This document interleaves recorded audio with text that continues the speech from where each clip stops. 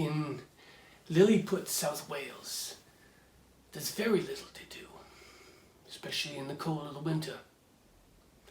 We used to make up games. I remember my cousin and I made up a game called Diddly Shoot. And it was a very dangerous game. Of course, as children, you never really think about it, you know? To this day, I regret him putting that apple on his head. I also regret me shooting that arrow. But he did get a good nickname out of it. We called him Lefty. What is the mark of a man? How we define? We asked that question of a man we've invited tonight, who, even by my own admission, is rather odd. I am Linden Lyer, but I am not a liar. And I welcome you tonight to the interview.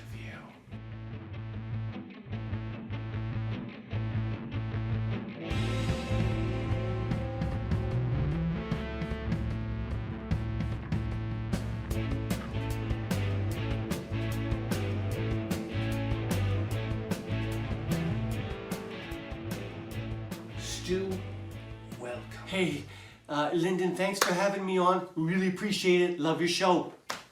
Stu, last we heard, you were about to release a DVD collection of songs of the 70s and 80s. How is that going? It's a little slow right now. I had basically targeted all my family and friends first, and within 3 days I've saturated that market, and now I am destitute and need to go after complete strangers. So that's where we're at. Okay, well, shall we have a look? Please, roll the clip. In the shallow. We will rock you. All I want is cut it. Stu, after watching that, all I can say is like, wow. No, I know. It actually turned out way better than I thought it was going to be. What is your sales projections? That's a good question.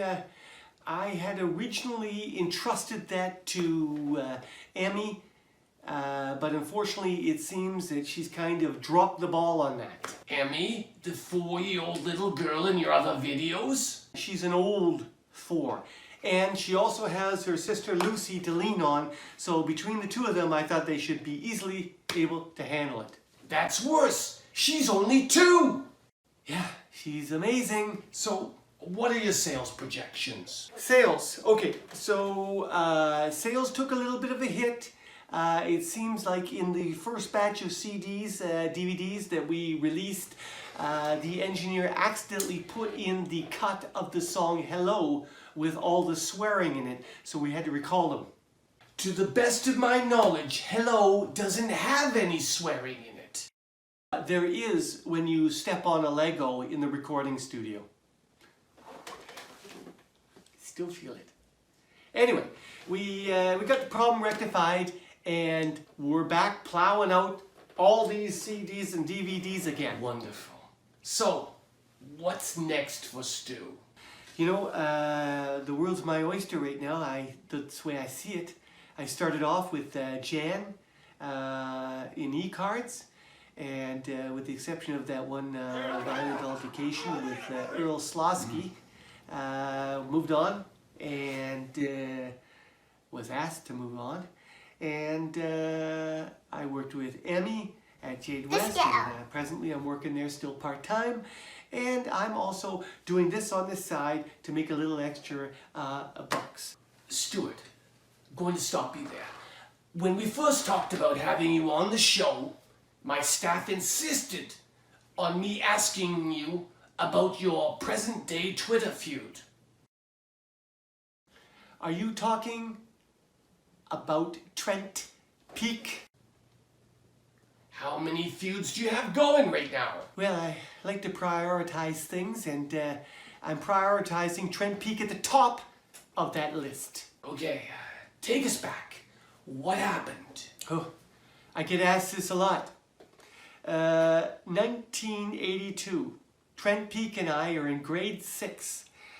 He comes up to me, and it seems his dog Mr. Snuffles died, and he wants to get a memorial tattoo put on his arm.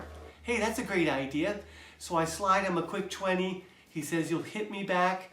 You know what? There ain't no hitting back. He used that money to fund a romantic liaison with my girlfriend Brenda. He stole your girlfriend? Yeah, that's basically it. He stole my girlfriend.